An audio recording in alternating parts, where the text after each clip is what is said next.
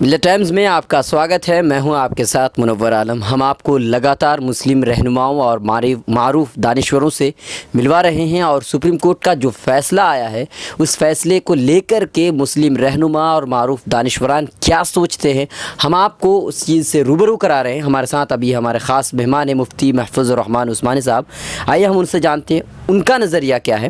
شیخ، جو supreme court کا فیصلہ آیا ہے اس فیصلے کو آپ کس نظریے سے دیکھتے ہیں کہ یہ فیصلہ جو ہے جو ثبوت اور دلائل پیش کیے گئے تھے اس بنیاد پر ہے یا صرف جو آستھا ہے اس آستے کو لے کر کے جو ہے فیصلہ سنا دیا گیا؟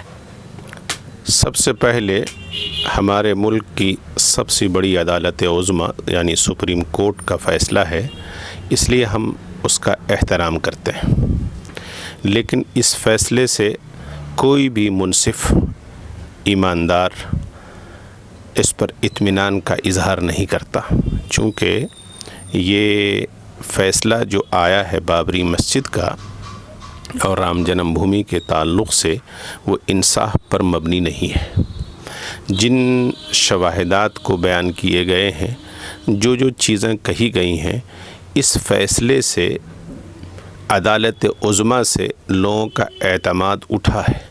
اس سے یہ معلوم ہوتا ہے کہ سرکار جیت گئی، انصاف ہار گیا. مطلب سرکار جیت گئی ہے.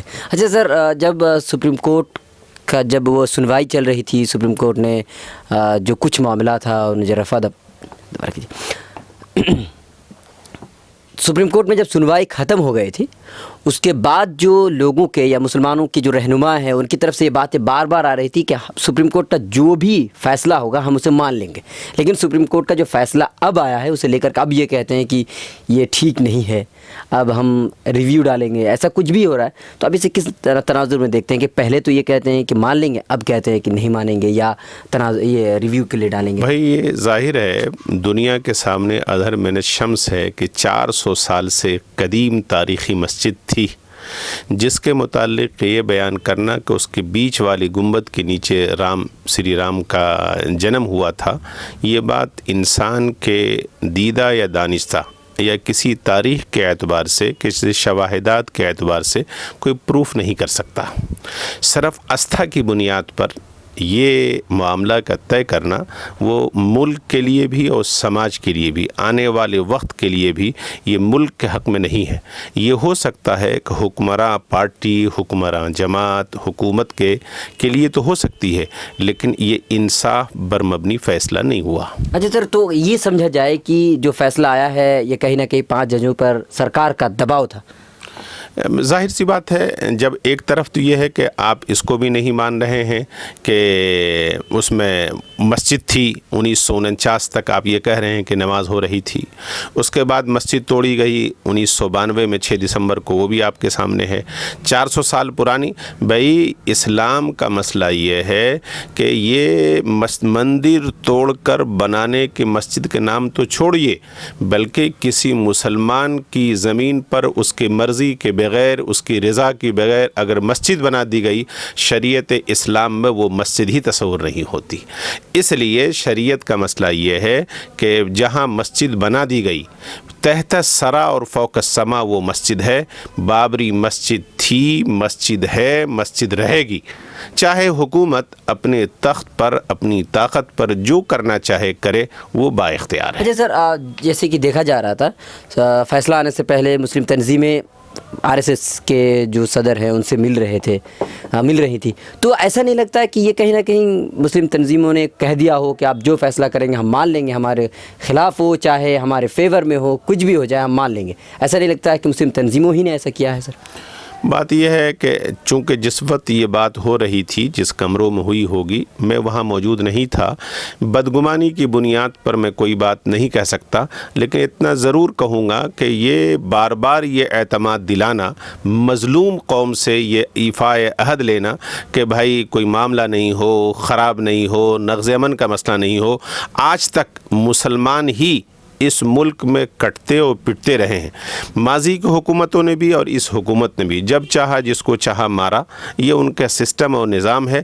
اس سلسلے میں کبھی وہ یہ بات نہیں کہتے کہ یہ معاملہ یہ ملک کے لیے خراب بات ہے, یہ قانون اور ضابطہ اور عدلیہ کے لیے خراب بات ہے. یہ اس کی بات نہیں کرتے, بلکہ مظلوم قوم سے ایفاء عہد لیتے رہتے ہیں کہ بھائی کوئی معاملہ خراب نہیں ہو, معاملہ فلاں نہیں ہو. میں نہیں سمجھتا جن لوگوں نے بھی اس قسم کی باتیں کہی ہیں وہ انصاف پر مبنی نہیں تھی.